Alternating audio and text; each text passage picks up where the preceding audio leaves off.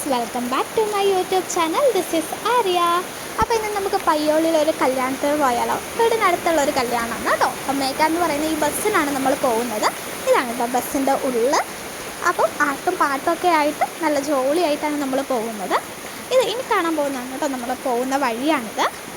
അതെ, കുറച്ച് അധികം ദൂരമുണ്ട് നമുക്ക് ഇവിടുന്ന്. അപ്പം നമ്മൾ പോയിക്കൊണ്ടിരിക്കുകയാണ്.